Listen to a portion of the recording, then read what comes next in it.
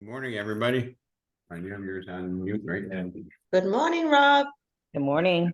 Doing Morning. so. Good morning. Good morning, Colleen. It's your job to remind me to remind everybody at least twice more about the investment analysis workshops next week. They are 1:30 to 3 Monday in West Delray and 10:30 to 12 in Plantation on Tuesday. I don't know if somebody can type that into the chat box so that our Florida team can have that. And then New Jersey will be getting the same. Once I learn if that's the right time and perfect the material, you'll get a better version of it. So has anybody ever read or remember the book Exactly What to Say, or the updated version Exactly What to Say in Real Estate? Yes. So I wanted to revisit that in this environment, and the reason why I'm revisiting Exactly What to Say, and Colleen, I'll bet you could agree with this, that you don't want to make mistakes and lose valuable listings or valuable business in this environment, because the opportunities are, in my opinion, more valuable today where the business is less abundant than it normally is. Absolutely. And what happens when you know exactly what to do and exactly what to say? How do you think you come across? You're asking me, or they're asking the group? Anybody. If you know exactly what to say, how do you think you come across to the public? Confidence. Well-informed, confident.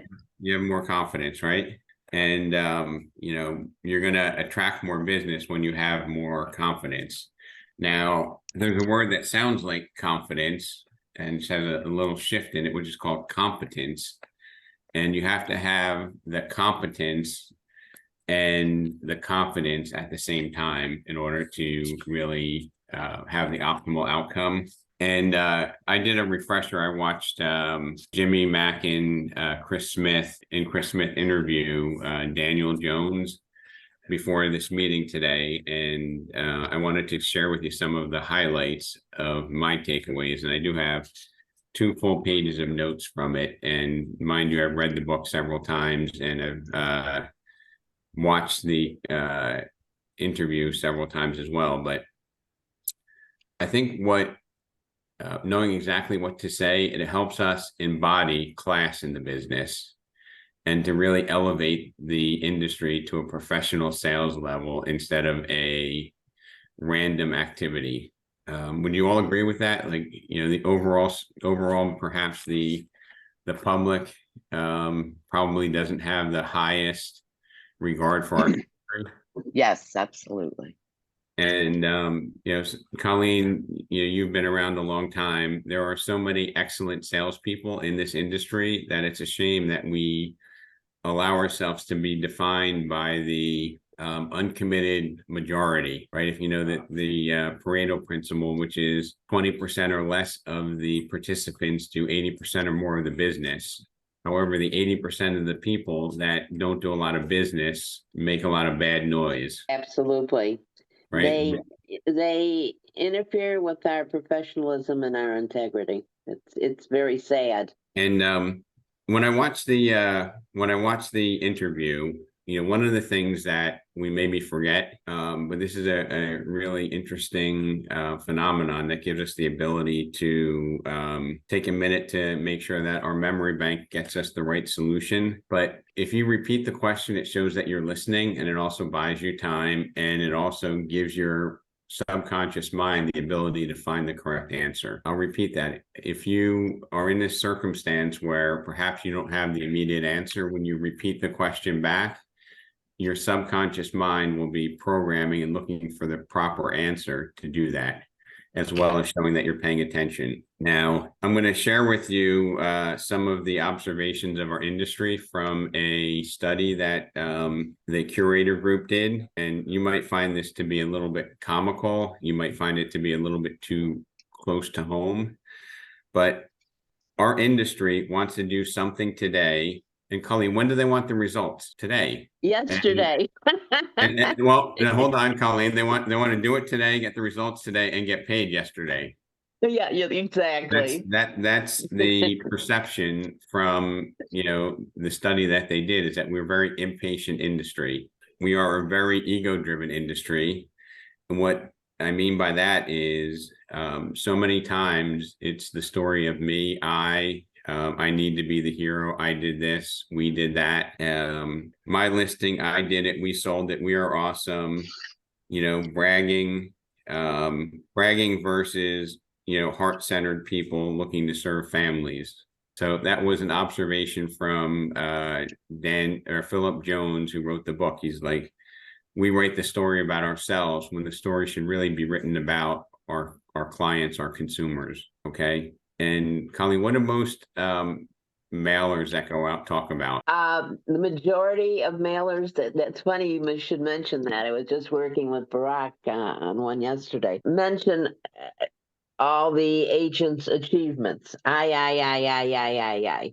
That's what I like to call them. We, our team, this, that, the other thing. Yes. Instead of, As a matter of fact, the postcard Barack and I are looking for listings, right? So I told him on the front of the postcard he should put in big letters, help, and underneath, I need to find a family. I need to find a family a home. And then on the back, again, mention help several times, saying that if they're, if they know anyone they can help, that could help him achieve this, if he could help them, if they have any thing they need in the real estate venue, all centered around helping them instead of how great he is. Yep.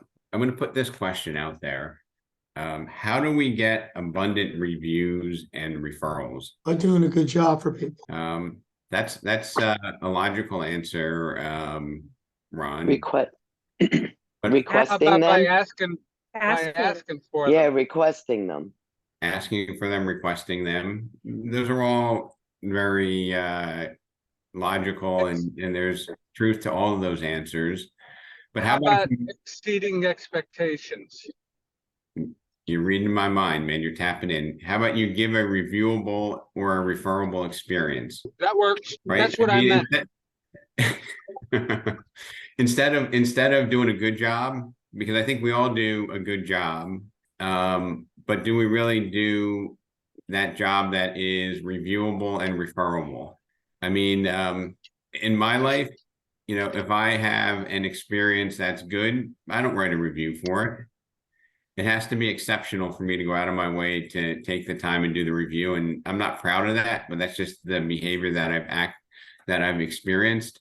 And I would say if I have a really lousy experience, okay, I will probably be more inclined to do that, to warn somebody else about an inferior product or service. And it's not because I feel like I need to vent. It's like I feel like I need to share with others that, hey, this is what you might expect to get. Does anybody else have, and in that same boat where you're maybe like, it's easier for you to write a negative referral when you're annoyed than it is for you to be overwhelmingly impressed and write a positive referral? Hey, Rob, it's Alex from Sarasota. So a little bit of experience for me. I actually just spoke to a client back from New York, and unfortunately, we live in a world today that the reviews are either positive or negative. Nobody's going to leave you like, it was mediocre, he was okay. So you have to absolutely try for the stellar experience above and beyond, because otherwise you're just another realtor, and there's thousands of us and millions of us, and we can't just be mediocre in our profession. Thank you for sharing that. And I mean, I agree with that. I think we all intuitively know that. I think I don't think that we strive to give an okay or a good experience, but I think we really need to maybe elevate our own expectation of what we're going to deliver, and maybe even define it as, let's deliver a reviewable or a referable experience, if that makes any sense. So how do we convey that we are not like the other 80%? And this has an element of a trap in it. So just be careful when you answer it. I tell them straight up. You tell them. What do you tell them? When I first start speaking with clients, I will let them know, I'm not one to pester you. I am not one to chase you down. I am always available and will always answer your call, but I'm also actively helping other buyers and sellers who, so I'm not going to, I consider myself a financial liaison to a liaison to a major financial transaction. And I provide information and guidance to do just that. And I am not going to call you and text you if you do not want to work with me. I provide an initial introduction and the paperwork and for initial guidance on the process of buying and selling your house. And I introduce them to the process. I provide them with a ton of information. I provide them with everything they need to become comfortable with with initiating into the process of buying and selling. And Greg, I leave it in. Greg, I leave it in Greg, there. Greg, I respect what you do, and I really enjoy the higher elevation conversations that we have during your career. Do you do that for all your clients? Yes. Okay. Now, I had said that this was a setup, so I hope you still respect me as much afterwards. But yeah, absolutely, because I know I'm missing on some of the clients by not following up enough or not having enough of a follow through. That's not the point. The point is, you think that all clients want to be treated the exact same way? Oh no, absolutely not. And what do? We assume that they do, and we deliver the same service to all of our clients. And I think that's a mistake. Okay. And Greg, I thank you for sharing with me, but I'm going to, and I too had the same system, but here's what I believe is that the industry, the danger is we presume that we know others' perceptions and beliefs. So we think that we know what they want, but not everybody wants the same thing. It's not possible. Okay. So, asking some questions would be really helpful. And I'm probably going to take a minute, which I don't normally do, and just play about maybe a 90 to 120 second clip after I talk about this. But content without context is just noise. What is your experience, like, to understand what people want? How about if we ask them, what's your experience in buying or selling a home? Do you think people would answer that question? Absolutely. People love talking about themselves. Right. And do you think that they might talk about, Mary Jo was awesome. This is what she did, and talk a lot about maybe the good experience. And maybe you'd say, hey, what could Mary Jo have done differently to enhance the experience? Right. Yes. Let me just add to that real quick. What I find fascinating with some of these second-time home buyers, or selling a house for the second or third time, they don't remember. They like, I have not come across anybody who remembers anything about the process in buying or selling if they've only done it once or twice. They don't even remember. They want someone to do all the work for them, for the most part, from my experience. Again, like, I think maybe the majority is that, Greg, but not everybody. And I think if we were able to get in the practice of trying to understand that everybody's unique and everybody has a different level of curiosity of what they want to know, what they need to know, versus maybe some of the things they want us to do for them. Understanding the context. This is an important term.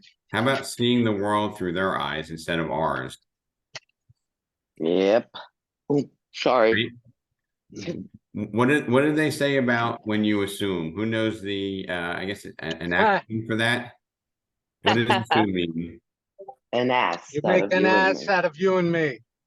Make an ass out of you and me. That's correct.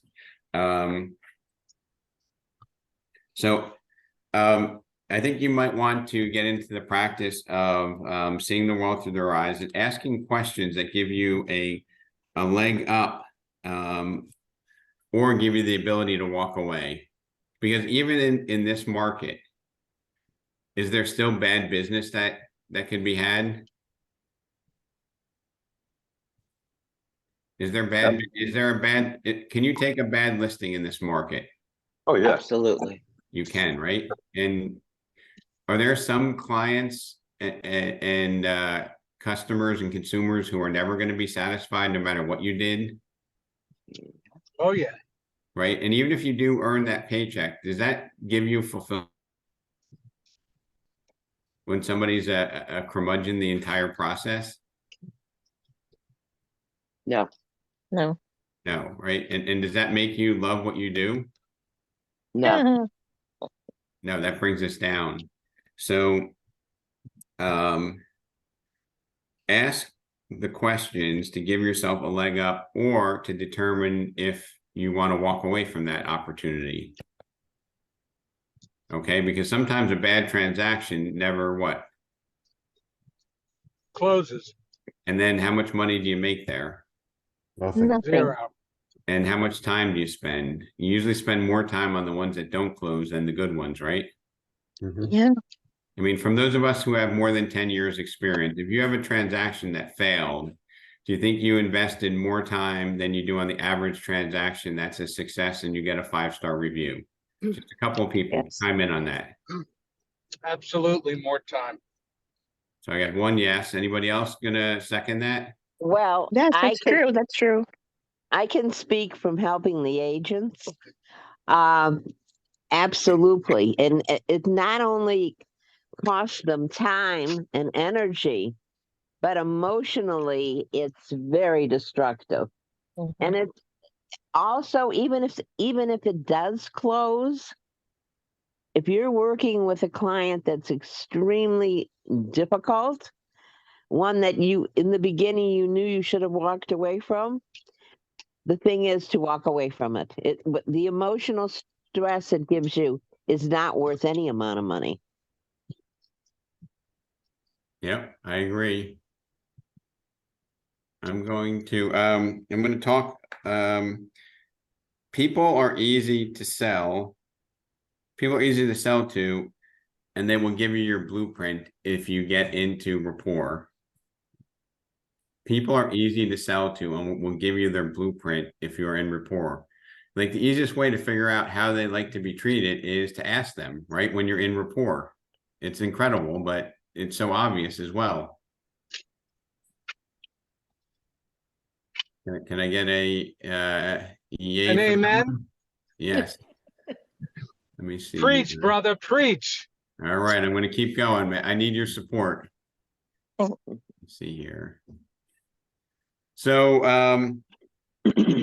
this is something that might be worth writing down or might be worth revisiting to this section here, but questions create conversations. Questions create conversations. Conversations create relationships. Conversations create relationships. Relationships create opportunities. Opportunities create sales. Does that make sense? I preach this to the agents all the time. Perfectly said. Right? I mean, you can't skip a step in that, can you? And consistently be successful? Communication, conversations lead to success. I'm looking to tee this up here in a second. Well said, Ron. So I don't usually like to share the spotlight with anybody, but I'm going to put this on because it's all about everybody on the call. But I think this part is worth taking a listen to. And I can't explain it as eloquently as Philip Jones does. So let me just share the sound and put this on here for maybe 90 seconds, 120 seconds maximum. And I think that possibility that they're prejudging you is more important than a decision that they are. And what it means is that in every conversation that you go into, you have to be starting from a position of curiosity. Now, I teach this model all the time right now of giving people the 3 key ingredients that go. Can you all hear this? Yes. Okay. Into every critical conversation, but they're never more important than they are for the world of conversion. When somebody's making a high stakes decision on who to trust with something like buying or selling a home. And by curiosity in this context, I mean, understand their context. Now you have an abundance of content around why you are the #1 choice in your provider for the thing that you're offering. Always you have a wealth of content. Yet understand this is that your content without context is merely noise, and the world is already noisy enough. So you inserting more noise into a noisy situation doesn't create clarity, it actually creates uncertainty. So if your goal is to create certainty in somebody else, you show up with curiosity to get you to certainty. Now, what does that look like in a real estate world? Well, why don't you start with broad open questions like, well, what is your experience with buying and selling homes? You see how if you just start there, what is your experience of buying, selling homes? And they say, well, you know, we tried to put this on the market 9 months ago, had a terrible experience. You say, tell me some more about that. They tell you some more about that. You say, well, what did you like best about the person you chose? They say nothing. You say, what would you change about it? They say this. You say, well, why are you speaking to me? And they say, because I heard this, this, and this about you. Like, what's that done to your confidence before you've even got into any form of masterclass of these are all the reasons why I'm awesome? Because you were curious for long enough to understand their context. What pros then do is they move from curiosity to empathy. Hugely talked about quality that nobody understands. What is empathy? Seeing things from another person's point of view. It is that simple. Put yourself in the context of somebody selling their home. That's a big decision. It's certainly a significant decision to who to trust with this. The consequences of this decision could be more than just financial. The experience, the service, the communication, we're going to have to speak on a regular basis. You're in my house, you're looking in my daughter's bedroom, right? Like these things are real things. So if you fail to see it from the other person's point of view, you, my friends, are an a-hole, right? Like that is the reality of it, is that we have to be empathetic enough. Why? Because you want to be relatable. And you're not relatable unless you've been curious enough first. Like it has to be in that order. Mm-hmm. So even questions like, well, what do you understand about the process? What is your experience with? Help me understand. These simple prefaces allow the other person to scene set for you. They paint the picture that you're going to insert yourself in. Instead, you say, take a look at my picture. Look at my picture, isn't it pretty? What I want them to do is to paint their picture that I'm going to plant myself in a minute as the ideal choice. And then behind empathy, we have courage, right? Courage is what comes next. And courage, again, is a giant missing ingredient. People aren't brave enough to ask. That's what I mean by courage, not climb a mountain courage, go to war courage, fight somebody courage. I mean the courage to just ask. Mm-hmm. Because that gives you the ability to get the actions that you're looking for. So in terms of where to start, knowing that people are possibly going to be prejudging you, understand their context, see the world through their eyes, and then ask the questions that you need to ask to be able to give yourself a layup. Like, we're not trying to shoot for 3 points here. It is as easy enough to be able to get the layup or walk away, which is equally empowering. Like, you do this right, you find out, oh, dang, it's not me they're looking for. They should go Redfin. Right? Like, that's where they should go, or whatever it might be, because they're not. So, you know, nothing there was rocket science. But I do think maybe that gives us a little bit of context into how we've been taught in the industry and how our industry training hasn't fully evolved to what the consumers want. Does anybody have any aha moment or takeaway from that? You know, Rob, I think the thing is that if you haven't been active in real estate, you know, not doing business on a day-to-day basis, it's important to reflect on this as you're doing by bringing this up again today, because I think that we always need to stay in practice, you know, and know that we're ready to go on a moment's notice. So by reflecting on this, I think it's a great exercise for us, and I think it's something that we should continue to deal with on a daily basis. I mean, Robert, I believe, and whoever's talking, I believe that everybody on this call is here on a Friday because they want to improve the level of service and commitment to their people, to their clients. But I just think sometimes working harder and you know, doubling down on a strategy that's not optimal isn't going to solve the problem. Okay. Closing more transactions might be part of our goal, but maybe our goal should be, giving experiential, reviewable and referable experiences to consumers that will help business come back to us. And, redefining what a successful transaction looks like. So somebody else wanted to say something. I'm sorry, I interrupted you.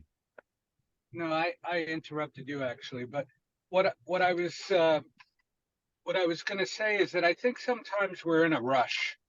We get into that situation where we have this opportunity and we want to grab it and close it and lock it down, sometimes too fast, and we get off track.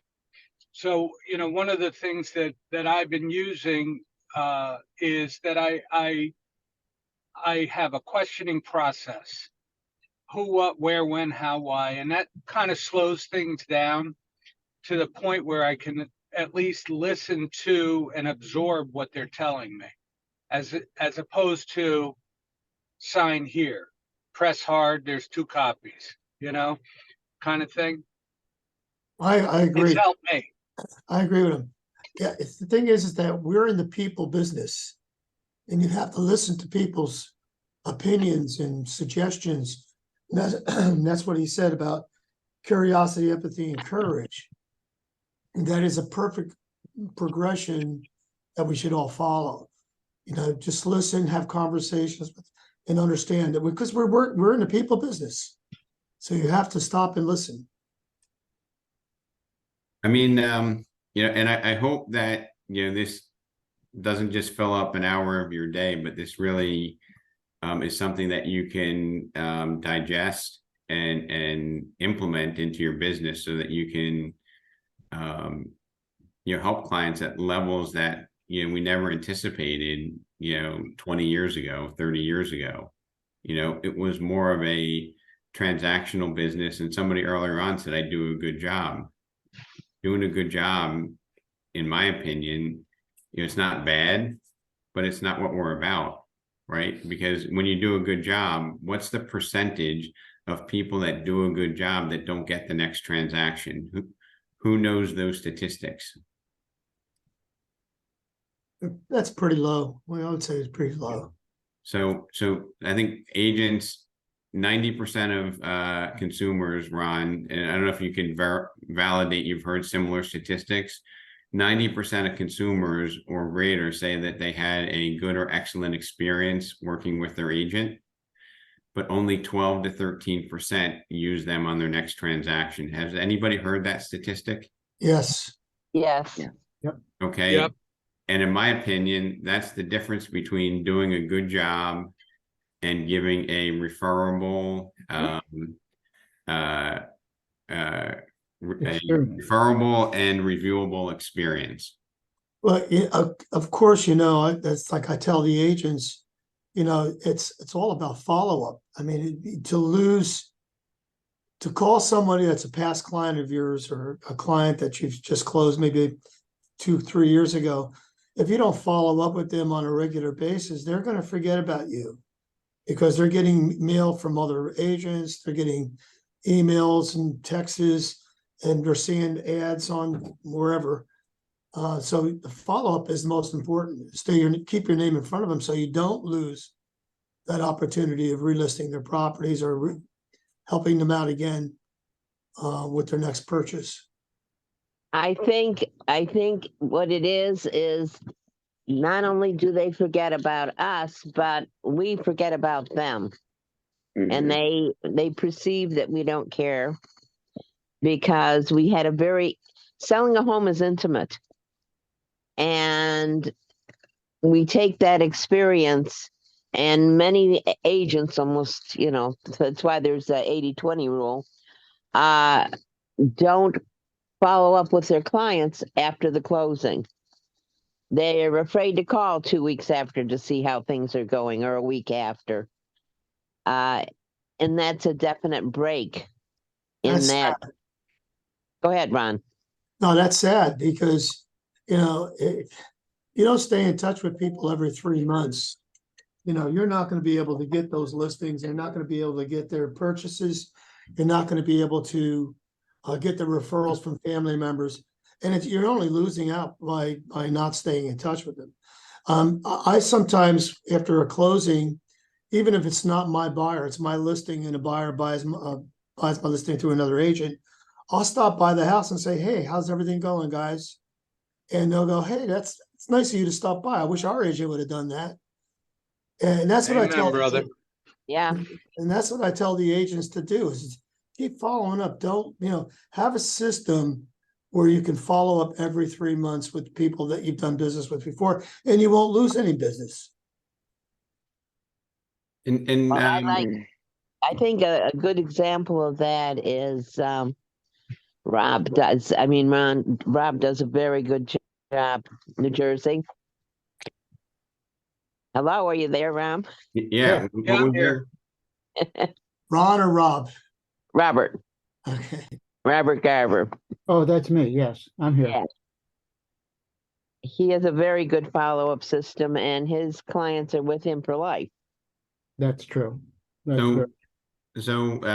with that observation, Colleen, I think, Robert Garver, I'm gonna guess, Robert, that you don't strive to have a 10,000 person database, that you'd be happy with a 200 person database where people know, respect, respond, and would work and refer with you at different levels. That's correct. Is that a good assumption? Yes. So maybe another takeaway from here is good isn't good enough. Let's redefine. Hey Rob, if I could share, because I know that for me, and I think there's other agents on the call as well who are a little bit newer to the business. So I've been in the business 4 years, but just I think some of the tips, the things that I've learned along the way are those light touches make a difference. So someone had mentioned, following up 2 weeks after closing. I ask them for the review after they've moved in, because closing day is crazy, right? So they're all moved in. I reach out and say, "Hey, how did the move go?" Like, I find out when they're actually moving, and then I'll reach out to them after the move and say, "Hey, how did the move go?" "Oh, everything was great," or "Oh, we had these issues." And I can respond to that and then say, "Hey, I know things are really crazy, but when you have a moment, could you, review me? We're in a review-based world, and it would be a real help to me to, have that 5-star review." And I've had pretty good success with that. And then I also put all of my clients' closings in my calendar to reoccur every year, so that I could reach out to them and wish them a happy house anniversary, right? Something just real small. Christmas cards, right? Pies on Thanksgiving. My whole team, we deliver pies on Thanksgiving. We get them from Costco. If you order them ahead of time, guys, they won't put the $5.99 sticker on them. Put a big bow on it and drop it off. It's those little things that just keep you in touch with people over the course of time, and has allowed me to get referrals from past clients. Things that don't take a whole lot of time or a whole lot of money. I'm sure there's other people on this call who have similar tips and tricks. And so I welcome, for anyone else to kind of jump in and, share something small and easy that they do so that they don't lose touch with people. Well, I think, the cornerstone to what you're talking about, Emily, is starting with the fact that, you genuinely care about the people that you work with, right? And yes, it's good business, but it's also, these are people that you take an interest in, right? Absolutely. I think everyone on this call would say that they consider their clients their friends by the time you're done with the transaction, right? So treat them like a friend. I would hope so. But I think, it starts with that mindset. And what I want to do on these sessions, Emily, is just to give you some of the techniques and the skills to be able to highlight who we are, right? Because if we're the best person for the job, but we don't have the communication strategy to get hired at the right price, we're at a somewhat of a disadvantage. But I don't think the industry talks about that. We talk about, we have a product that will solve your problem, right? Oh, your business is down. Oh, well, buy more leads, do more of these, do more of that, right? And usually there's economic motivation behind it, as opposed to an educational motivation behind it. and you know, understanding, you know, take it from the I did this, I did that, I did this, to, you know, what would you like to see? You know, let me get behind your eyes and understand, you know, what was good about your previous experience, or, you know, if you have never done this before, you know, what do you fear about the process, and, you know, how might it look, so I can deliver an experience that is referable and reviewable, right? Absolutely. You know, sometimes we do things, and, you know, Greg earlier on was talking about, I do the same thing for everybody. I return the calls, I do this, I do that. He was very process oriented. He's a very talented individual, but sometimes people want to be handled differently. And, you know, the way that you figure that out is by, you know, asking strategic questions so that you can serve them at a different level. I'm gonna repeat in the chat, if you're in Florida, we're doing a investment analysis workshop. It's 90 minutes. We're doing it in Plantation and Delray. Plantation on Tuesday, 10:30. Delray this Monday at 1:30. So if you are there, you have any desire to learn, I would encourage you to, you know, make that a priority to attend one of those. And I really believe that this is helping us to become the complete real estate professional. And sometimes we need to face the weaknesses and the things that we're not particularly good at, so that we can at least have a core competency to help our clients make the right decision. Because, you know, Ron Piccolo, let's assume that, and I know this isn't true, but let's assume that you weren't, you know, somebody who enjoyed math and calculations, and you weren't talking to your clients about the possibility of investing in real estate versus other investment alternatives. Is it fair that your clients are denied that opportunity just because you're not willing to face your weakness? Yes, sir. And what happens, you know, Ron, if, you know, you and you know, one of Colleen's past clients get into you know, a fair day, or there's an event that we have, and they happen to talk to each other, and Colleen's client says, Colleen changed my life because she educated me 22 years ago about buying an investment property for each of my kids. I paid for their college and gave them a down payment for their first home, which otherwise wouldn't be possible in this environment, all because of that advice Colleen gave me. And your client says, oh, Ron never mentioned anything. Think about that. It's important. Like, how would you, no, but how would you feel if that happened? Pretty bad. And we can't change time, but I think the sooner that we, you know, have that courage to, you know, have that conversation, and it's not a sales conversation, because I don't think you can sell somebody who doesn't want to buy something.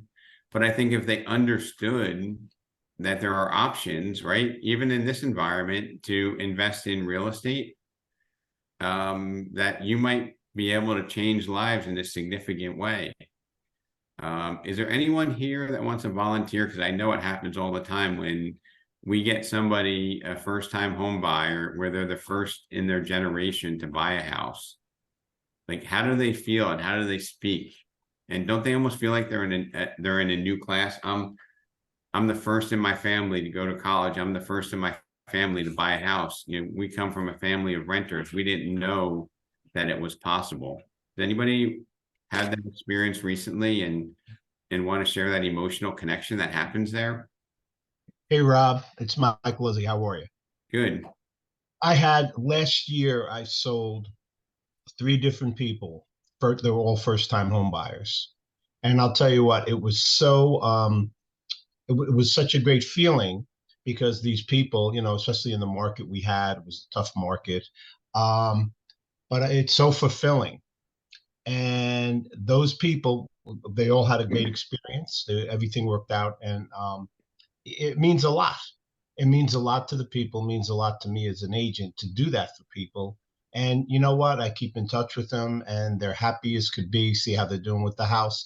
So it means everything to them, and it means everything to me as an agent to do that for them. I mean, when you think about the repeatable component of our business, Mike, if you made $30,000 on somebody that was an absolute jerk, and you made $7,000 on somebody who, you know, was over the moon with being able to buy their first house in a challenging market and truly appreciated what you did. What do you remember more?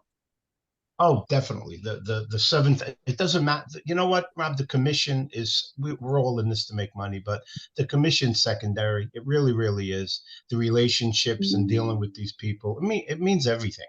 I mean, Because you're going to get so many more referrals from that person Absolutely. that valued the experience versus taking blood money. Absolutely. Well said. So, and that's why, you know, my passion is to give you a strategy so that you can get people to be comfortable and deliver the service in the way that they want it to be delivered. Now, I have a few other things that aren't completely linear with this conversation, but he goes into some other observations about the real estate industry. And there's some of these things that I enjoyed. Some of them I'd heard, but they're just different ways of sentence composition that I think have more impact. Okay. So when you're, you know, talking to somebody about marketing their home, okay, I'd like this question. What were some of the things that were surprising to you that you didn't realize when you made the purchase? What were some of the things that were surprising to you that you didn't realize when you made the purchase? I love that question, right? Because that implies that the next buyer might not be intuitive to them. Does that make sense? And then, you know, what a lot of us talk about is in our value proposition is how we're going to position it, put it on social media, market it, price it, all of these things. Would you say those are high value conversation points in a listing conversation? You know, Ron, our trainer, I'm going to ask you to, is that a high value proposition? Is, hey, I'm going to share with you how I market your home, how many eyeballs I get on it, all of those type of things, how pricing is important to the outcome. Oh yeah, that's for sure. So what about this? What are the marketable assets of your home that are hugely valuable that other agents will miss? Like that. You know, what are the That's a big marketable one. assets of your home that are hugely valuable that other agents will miss? And this is probably also important so that you can kind of play defense. What are some of the things associated with this house that have caused you frustration? And that context is probably more relevant towards you helping them buy their next house, right? Good questions. A big one for me, Rob, when we walk through, when we're in the process, I'll say to them sometimes, do me a favor, show me the home, because nobody knows it better than you do. Show it to me the way you want it to be shown. And they'll almost always pick out all the things that they think are special, which is kind of important. If they think it's special, they want you to think it is too. It's just an easy way to get the answer to the question without kind of asking it. Yeah. I like what you said about tell me about something special in this house that other agents may not recognize or know. And that's a good that's something that everybody should write down. That's a good question to ask a seller. Because you know, one of the ways that Ron Piccolo gets his selling his homeowners more value is by highlighting hidden marketable assets of homes that other agents would miss. Yeah. Now, I would bet you if you put an asterisk next to that question, Ron, 99.9% agents aren't going to hit that. And somebody's going to say, I like the fact that Ron's going to highlight and enhance the value of my house by portraying it differently, not just by exposing it and pricing it correctly. Love it. Love it. It's good. All right. Is there anything that that we do as a team here that you want to share when you're out on a buyer or a listing conversation? Hey Rob, it's Maurice. One of the things like you just mentioned, just to the seller, tell me what they don't like about the property. And actually, it's kind of funny because I had a listing presentation about a week ago, and that's the first thing I told the sellers: tell me what you don't like about the property. Tell me the property's faults. And they looked at me kind of crazy, and they were like, "Why would you want to know that?" And I said, "Well, it's easy because if we list the faults or we're ahead of it, when I talk to an agent who wants to place an offer, then they, my 9 out of 10 chances they won't be able to get credit for it during inspection because they know about it." And the seller was shocked because she honestly told me, she was like, "I really was going to keep a lot of stuff from you in hopes that it doesn't come up." No, that's a great point. I mean, that's a double thumbs up for, a seller's disclosure. And, Maurice, to piggyback on that with the seller's disclosure, when you write things down, I would say a lot of people, when they make an offer, they don't even review the seller's disclosure. And then when they come to the home inspection, you could say, "Hey, Maurice, we disclosed this to you. I don't understand how you're bringing that up." Exactly. So I just find that what you said is kind of funny, the fact that that's something that I use. And the context that I brought it up, Maurice, was more in terms of understanding the homeowners their wish list for the next house. Correct. Yeah, but it has double benefit. Yes, correct. Yeah. Anybody else have anything you want to share? So Rob, in keeping with the conversation about, tell me, when they're walking you through the house for the first time, tell me what it was about this house that made you fall in love with it and want to buy it. I do that. I take notes on what they say, and then it actually becomes a page in my marketing materials for them to see that the things that they thought were important are being pointed out to prospective buyers. That's good. They certainly love the idea that, I was listening and that I'm putting forth what they thought was important to prospective buyers of the house. Yep. And sometimes, Robert, we feel the need to profess, facts that we think are going to impress our homeowners that are in the process of making a selection. But everybody has different priorities and different buying decisions. So, when we go out there and use one solution across for everybody, and usually the default thing that we use is it's a mechanism that's driven by insecurity, where we talk about, I'm so good, my team, this, that, the other thing, right? We're presenting I, me, my, right? That's not connecting. That's not relating. It might be relevant and it might be logical, but if it doesn't relate, it doesn't matter, right? Well, people hear that all the time from agents. I mean, most agents say, "I'm the best, I'm number one." And I mean, they don't care. What are you going to do for me? That's what they want to know. I want to be I want my mind to be filled with that, I embody class, and professionalism in this industry, right? And when you believe that, then you behave that, right? We're not, say whatever we need to say to make a sale. We're not treating everybody the same.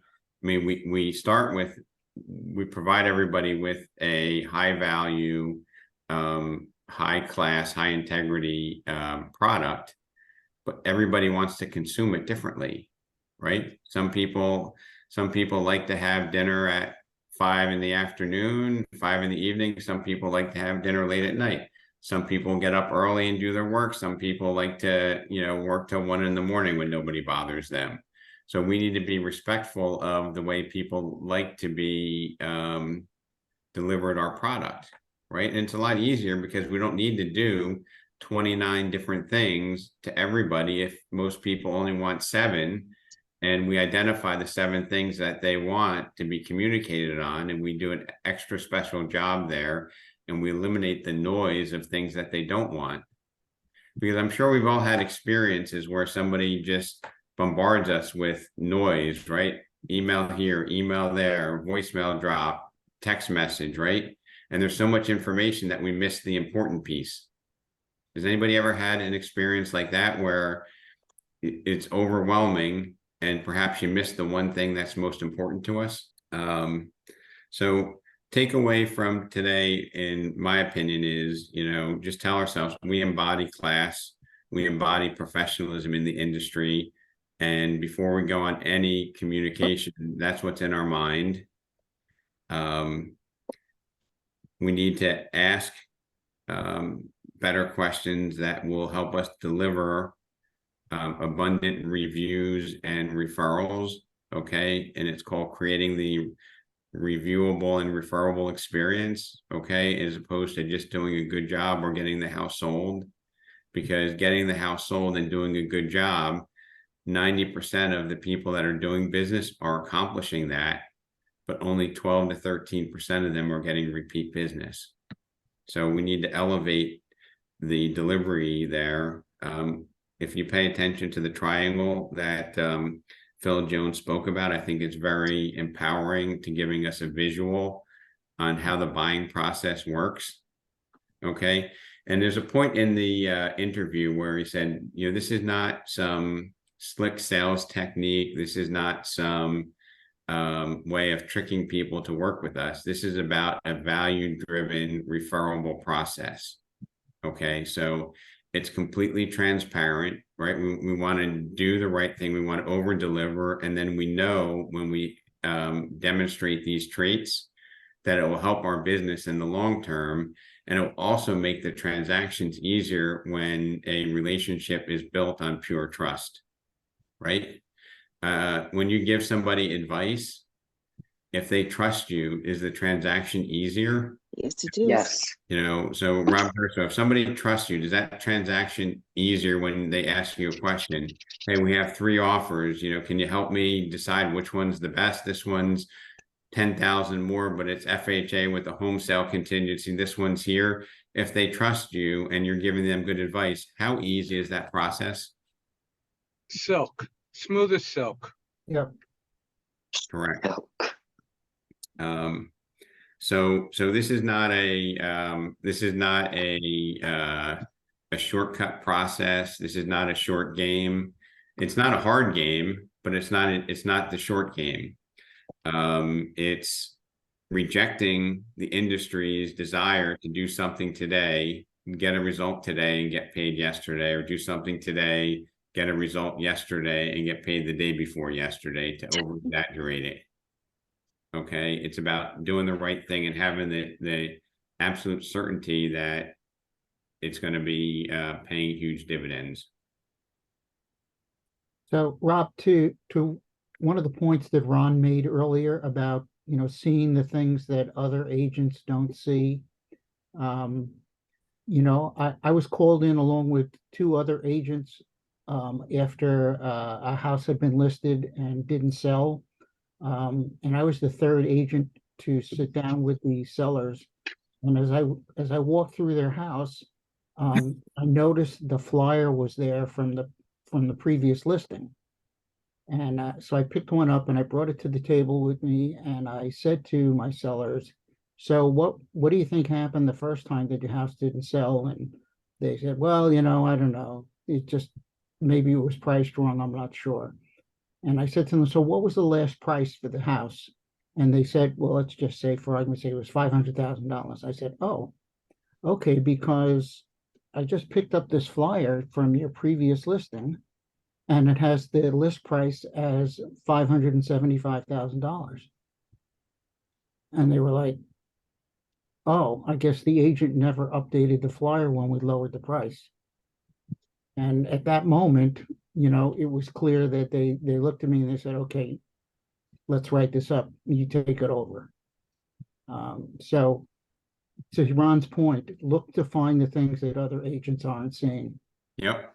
And I'm putting in the chat here, questions create conversations, conversations create relationships, relationships create opportunities, opportunities create sales. And I know no one's going to say that that's rocket science, but if you immerse yourself in those 4 processes, I think it will help us, stay consistent with delivering what the customers want, what the consumer wants. So if you think this was a value in helping your business, I'm going to ask you to invite a colleague or even somebody in the industry that you think might benefit from what we do, because we live in the abundant universe here. And I really do care about, finding the right content and sharing that with all of you and helping you, deliver referable and reviewable experiences that are not common in our industry and that separate us.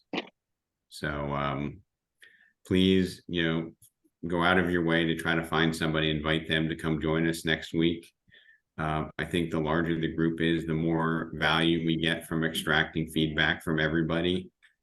And final reminder, in our Florida region, we have Monday at 1:30 from our West Delray office, a investment analysis workshop.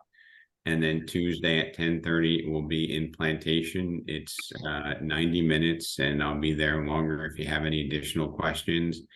And it all goes back to that, in my opinion, that moral obligation that we have to be the complete agent and inform our sphere, the people that know us as their professional, that there are other opportunities in real estate other than the home that they go to every night.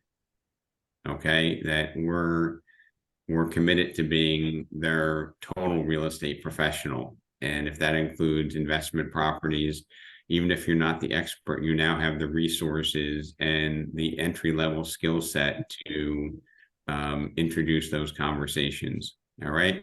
If there's no Rob, if Yes. you want to remind them too, for the Florida offices, if you have any addresses and or any properties that you would like to use for one of those sessions, send it to Rob or myself ahead of time, and you can bring your laptops so it can be a little bit more interactive and you can look at the spreadsheet yourself. Yes, thank you for that. And on Monday from 5 to 7, if there are any brave souls, I'm going to be doing calling live from West Delray. If you want to come there, I will make some calls for you. I will coach you on different strategies for making calls, whether it's to expireds, FSBO, Sphere, whatever you want to call. I have no fear, and I'm here to serve. So call me out.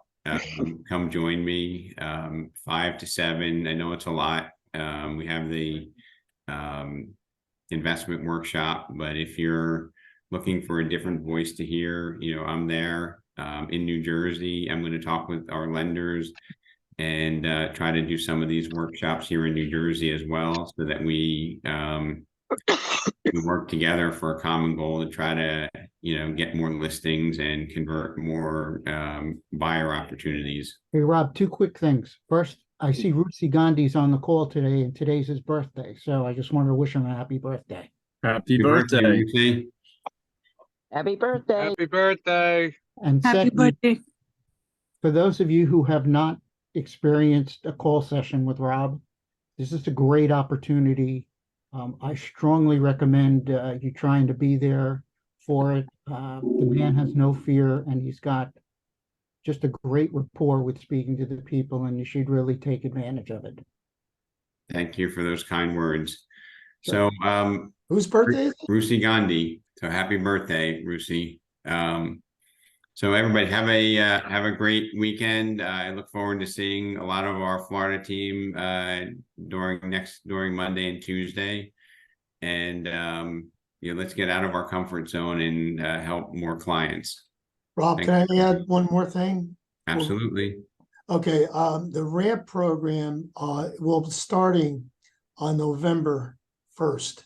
So the rampers who were with me before, there was 12 of us, and they're all doing exceptionally well. So I suggest I need at least 7 agents or more in order to restart it again. That'll start November 1st, and you can contact me through my email. Okay, sounds great. Thank you, everybody. Thanks, Rob. See you Monday. Thank you, Bye-bye. Rob. See you Bye-bye. Monday. Thanks, Rob.